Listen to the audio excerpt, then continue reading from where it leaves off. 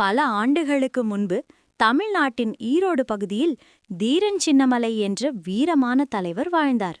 அவர் சிறு வயதிலிருந்தே தைரியம் மற்றும் நாட்டுப்பற்று கொண்டவர். அந்த காலத்தில் பிரிட்டிஷ் ஈஸ்ட் இந்தியா கம்பெனி இந்தியாவின் பல பகுதிகளை கைப்பற்ற முயன்றது. அவர்கள் மக்களிடம் அதிக வரி விதித்து அவர்களை அடக்கினர். ஆனால் தீரன் சின்னமலை அதை ஏற்கவில்லை.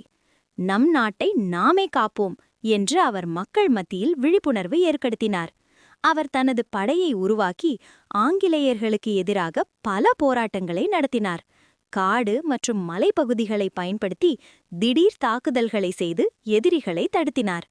பல ஆண்டுகள் போராடிய பிறகு துரோகம் காரணமாக அவர் பிடிபட்டார். 1805ஆம் ஆண்டு அவர் தூக்கிலிடப்பட்டார். ஆனால் அவரது தைரியம் வீணாகவில்லை. அவர் காட்டிய பாதை பிற சுதந்திர போராட்ட வீரர்களுக்கு ஒரு ஊக்கமாக இருந்தது. கதையின் நெறி: நாட்டுக்காக போராடும் தைரியம் என்றென்றும் வாழும்.